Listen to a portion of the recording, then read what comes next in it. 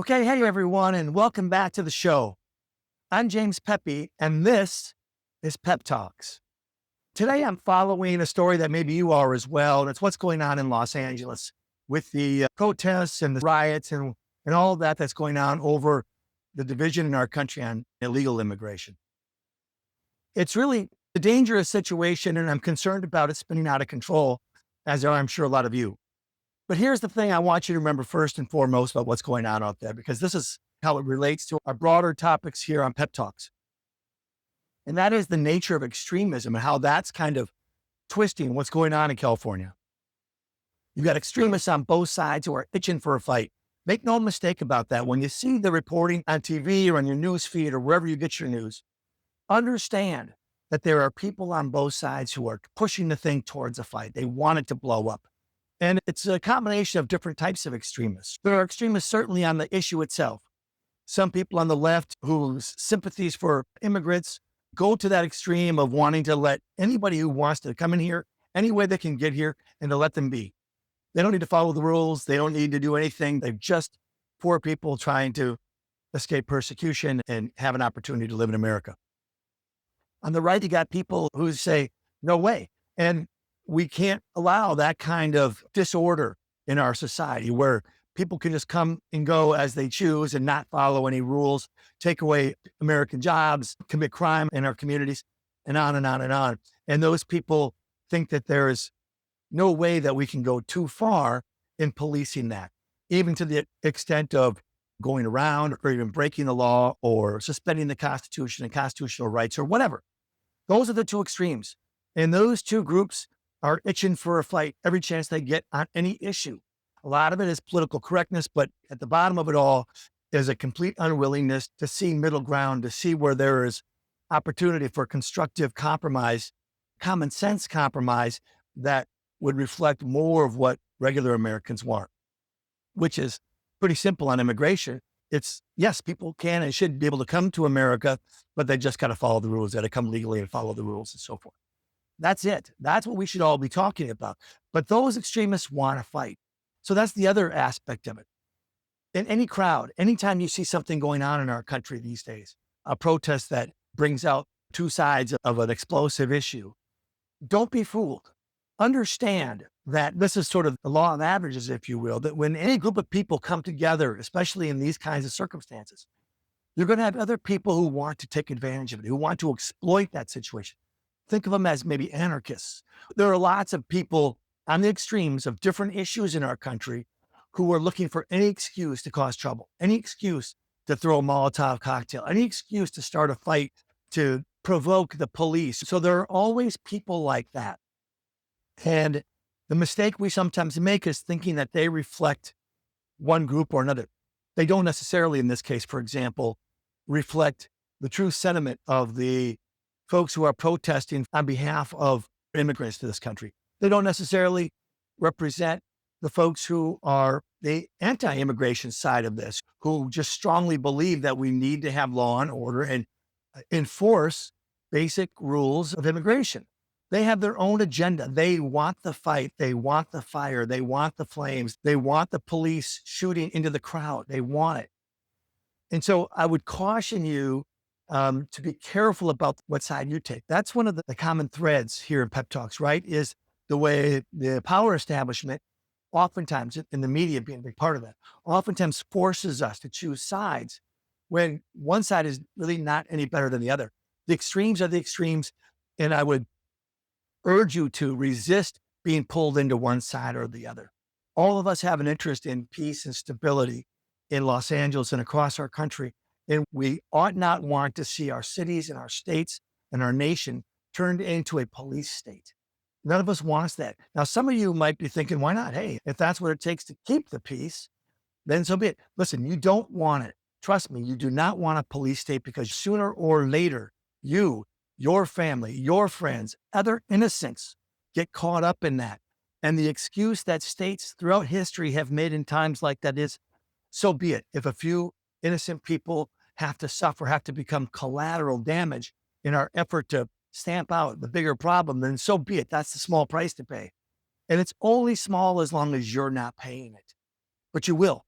You and people that you care about sooner or later eventually will, because we always do.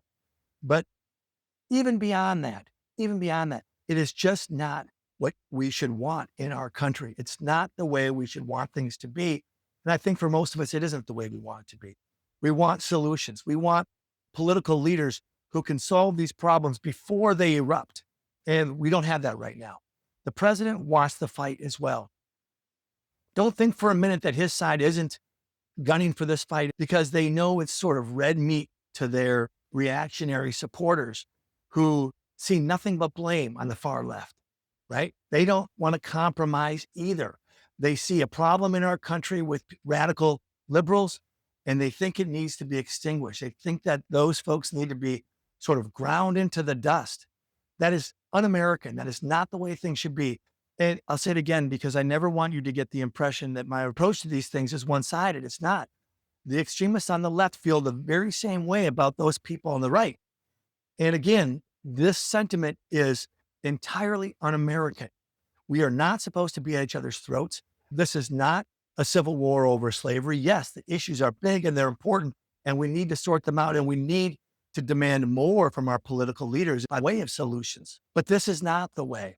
The president sending regular military troops, Marines and so forth, into Los Angeles is not quite unprecedented, but it is entirely provocative, is entirely intended to be a show of force on his part, not so much to solve the problem, but just to beat his chest in front of his supporters. And he is almost begging for somebody on the other side to do something that will allow him to unleash those troops. And then we're going to have this really awful, horrible scene of American soldiers shooting at American citizens on American soil. You shouldn't want it. And if you are so callous as to think that's okay, you are missing the big picture of what this country is about. This needs to stop. And again, we need to get at the root cause of it, which is the way extremists have been empowered in our country by really irresponsible leadership in the two main political parties that has divided us so far along those lines that there is no sense of compromise. There is no sense of common sense solutions out there where we can have what most of us really want to have, which is a society that welcomes immigrants who want to come here and do so properly. Now, by the way, just a slight aside, I know there are a lot of you out there who maybe are on that far right extreme of anti-immigration who will say, of course, that's what we're saying. Well, if you're saying that, you're not saying it clearly enough. And certainly the president isn't saying it clearly enough, because the message that is coming through loud and clear from that side of things is we don't want any of you to come here. We don't want any immigrants. You guys all come from shithole countries and you make our country worse. And that's just not true. It's not true. But that is the narrative that most of us hear from the far right. And again, just to be even-handed, you guys in the far left, you are crazy if you think that we don't need secure borders and rules of order that direct immigrants who want to come to our country to come in through the gates legally and to follow simple rules. If you can't see that centrist position, encouraging immigration the right way, as long as they follow the rules to stay and to become part of our American society, if you can't see that, then you're on those extremes, and there's not much I or anyone else can do to help you. But in Los Angeles, this being an example of what can happen, and I hope not a foreshadowing of things to come as this just gets worse, because we don't have leaders who can see the real danger here and do something to stop it. We've got people who want the danger, who want the fight, who want the bloodshed, who want the battles in the streets and so forth. We need to get this resolved. We need to get at those underlying issues of extremism in our country and get those people sort of back to the fringes and out of the decision-making in our country. Now, that's not going to happen tomorrow, but regular folks need to start making our voices heard. Garbage like what's going on in LA needs to simmer down. We need to put pressure on our members of Congress and the president and the governor of California and the other folks here who are playing their political games over all of this. We need to put pressure on them to de-escalate this thing, bring the temperature down, and get this thing solved. So listen, as an example, no matter what you think of the president's approach to immigration, the fact of the matter is he and the federal government do have the authority and the responsibility, frankly, of enforcing our immigration laws. Now, President Trump is famously impatient. He doesn't want to wait for the law to work. And that's understandable in some ways. The system has gotten bogged down in a lot of red tape and bureaucracy, and the president's impatience with that is understandable. So he's looking to make shortcuts and in some cases even break the law because of that impatience. He wants to get these illegal immigrants out of this country, and he's using vilification and demonization to do that. He talks in ways that make it seem like all immigrants are bad. And that's just a political tactic to get his side whipped up over this whole thing. So he's not necessarily wrong in wanting to enforce immigration law, but he certainly is wrong in his impatience and in the legal shortcuts he takes in trying to do that, in the way he's going about it. Listen, if you're on that side and you believe strongly about enforcing immigration law such that we have to deport a lot of illegal immigrants and so forth, that's fine. That's fine. I don't think there's too big of an argument against that, although there are some in the margins, but that's fine. Change the law if the law is in the way. Republicans have the majority in Congress, in both bodies. They have the presidency. Go change the laws. If it takes too long to deport illegal immigrants, change the law in some reasonable way that where we can speed that process up and we can direct immigrants back into a position where they've got to come through the gates because crossing the river or whatever is not going to work out for them. That's fine. Change the law. If it's a constitutional issue, sorry, I know it's not easy, but change the Constitution. If enough of us want to do it, we can do it. But we cannot give in to this temptation to shortcut the law, to undermine our own due process, our own legal rights and liberties under the law. Remember, those rights, those civil rights do not exist for the bad people. That's what you see, right? You see illegal immigrants who are being protected by the courts and allowed to stay here longer than they should because of these rights in the Constitution or in our laws. And you think, why do we have laws that protect those people? We have laws that protect us. In protecting us, innocent Americans, with fundamental due process and civil liberties, that comes with a price. And the price is sometimes bad people can take advantage of those laws and get off or thwart the spirit of the law, if you will. And that's always been true and it always will be true. But the fact of the matter is, we cannot just pick and choose when to enforce the law. You can't say that we should enforce protections for us innocents, right? We can respect civil rights and due process and so forth for us innocents. But when it comes to obviously bad guys, illegal immigrants or criminals or whatever, that we can just ignore those protections. You can't do that because then it's no longer the law. It's no longer the rule of law. It's the rule of man.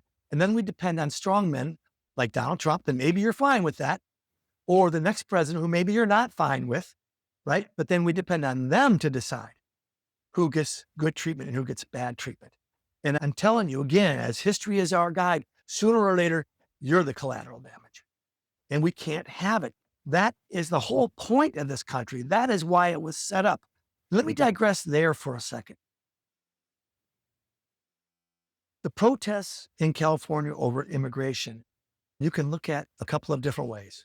If you're the far right, you can see it as antagonism and as extreme liberals who are trying to ruin this country for all the reasons that you think, the DEI stuff, the great replacement theory, whatever. You can see that far left as being a threat to America, and you want to confront them. And that's where the stuff turns volatile. But I want to say this, as a lifelong conservative, who you might expect something different from,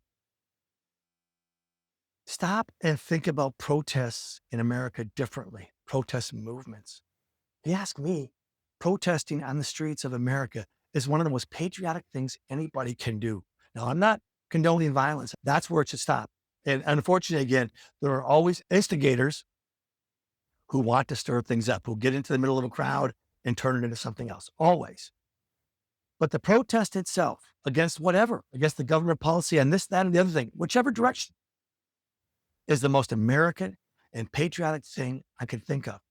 And in case you're somebody, one of my fellow conservatives on the right, especially the far right, and you don't agree with that, the kind of people who think that, if you burn an American flag, you ought to be shot. Remember this country was born out of protest. It was famously born out of, in particular, two protests in Boston, right? The mob protesting in what turned out to be the Boston Massacre that really ignited colonist passions against the British crown, the Boston Massacre. And then shortly thereafter, the Boston Tea Party, where we sent a loud and clear message to the King of England that we weren't going to live under his tyranny any longer. Those were protests. Those were the American protests. Americans, we were born out of protest, and as patriotic as can be. It stops being patriotic when those protests turn violent, when you burn and tear down innocent people's neighborhoods and their livelihoods in order to make a point, or when you confront protesters who you disagree with bats and billy clubs and guns, and you want to turn a peaceful protest violent. That's un-American. It's un-American. So don't fall for the whole thing about the protest itself is the problem. It's not. Those people have every right to protest in good form, but there are extremists in their midst on both the left and the right who want the fight. And there are silent forces in the power establishment that want to egg it on as well. And nobody loves the fight in the streets more than the media, who loves the imagery, right? Because that's what sells. That's what sells. And the challenge for all of us regular folks is not to fall for any of it. We need to raise our voices up above those of the extremists and the power establishment that wants this fight. We need to raise our voices above them, be louder than them. We need to find ways to influence our representatives, our members of Congress, the president himself, the governor of California, other leaders there in Los Angeles and nearby who have a say in this. And we need to let them know in no uncertain terms that we expect something different. We expect them to de-escalate the situation. We expect them to root out the extremists who are itching for the fight, and we expect them to settle things down there.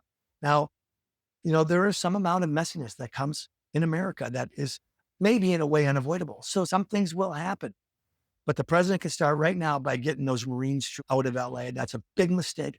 He is just looking for an excuse for these soldiers to shoot into crowds because that works for him politically, because his reputation is built on being a strong man, and it's red meat for his most ardent, zealous, extreme supporters. But it's a mistake. It's bad for America, and nobody should want that. I don't care what your justification is. It's wrong. We do not need American troops firing on American citizens in protest. We can't have that. The president needs to lead in a more productive, constructive, positive way, and he's not doing it so far. And members of Congress maybe need to step up and fill the void, right? Address the problems with using the military and turning Los Angeles and California and our whole country, for that matter, into a police state. It's not good for any of us. I'm telling you, it's not what you want, because it will come to haunt us down the road when innocent folks become collateral damage. It always does.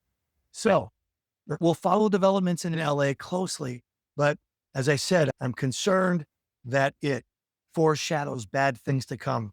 There's a lot of reporting that suggests that this is maybe just the president sort of testing the waters for how far he can go using military power to put down any kind of dissent in America from his policies. That is not what this country is about. Even if you support those policies generally, you do not want a country where the president has that kind of power and is willing to use it against our own people. You don't. We need to find a better way to promote the peace and to get to compromise, common sense, compromise solutions that work for the vast majority of us. And that is still possible. I remain extraordinarily optimistic about that. I think we'll get through this, even if it goes bad in a way I hope it doesn't. I know we'll get through it. It's just that we should not have to go through that kind of fire. We should not have to go through this. This is completely avoidable and preventable with responsible leadership. Let me say this. Responsible leadership, good leadership, is not the president of the United States sending troops to strong arm American protesters. That is not responsible. There are other ways to achieve peace in our communities when tempers and issues like this flare. And responsible leaders are the ones who find those kinds of solutions, not the one that just says, hey, you want to define me and my administration? We'll see how you feel about it when I kill a few of you guys, right? And see how you feel about it then. When federal police knock on your door and haul you out in the middle of the night because they think you're an instigator, because somebody reported you as a troublemaker. See how you feel about it then, right? We can't fall for this stuff. You do not want a police state in America. And you might not think that that's what's happening in LA, but it very well could be one of those early steps along that path. And we can't let it get out of control. So we'll get through this. I know we will, but it's one more issue that demands that regular folks in America start taking notice and speak up and just not go along with it quietly because we think there's nothing we can do. As long as we continue to be silent because we think raising our voices makes no difference, then we will make no difference. Things will continue to go this way. We'll shrug our shoulders and we'll tell ourselves and each other that, there was nothing we could do about it. There absolutely is something we can do about it. And it starts with us raising our voices, letting the extremists who are in our lives know that it's not acceptable and they need to throttle it back, but especially letting the policymakers, the leaders of our country and our states and our local communities know that we expect them to stand up for common sense and for compromise that takes the zealousness out of these kinds of situations and gets us back to peaceful society and living together in our communities, even when we disagree on issues like immigration. So that's it. We need to start speaking up. If you haven't already, go to Google or ChatGPT, whatever, and search for your elected representatives, whether they're in Congress, in the state legislature, the president, the governor, even your city council members. And I'm sure in 10 minutes or less, you can create a list on your phone of everyone's contact information for texting or email or whatever, and send a message to each one of them that says, I expect you to get this situation under control without violence and without making things worse. Just send them a message. And if enough of us do it, things will begin to change.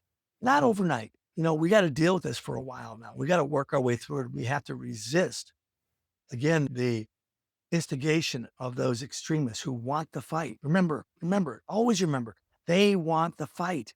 They want the country to burn. Some of them just because they like the drama, but they want the country to burn. Some people think that we need to tear it all down to build it back up again. That's craziness. It's craziness. So I need you to start paying attention, start raising your voices. We need to take this country back, take our power back, and get things back on track. That's what Pep Talks is all about.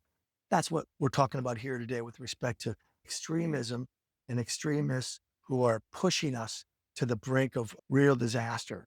And again, I really want to encourage you to get over this mindset that there's nothing you can do about it. Nothing you can do. You need to start raising your voices and you need to start now. So I appreciate you listening. I appreciate your time. I encourage your feedback in the comments below. And as always, I respectfully and humbly request that you subscribe to the show if you haven't already, and like and share the episodes with all your friends. I really appreciate all of that. And I look forward to our next chat. Thanks, everybody. Talk to you soon.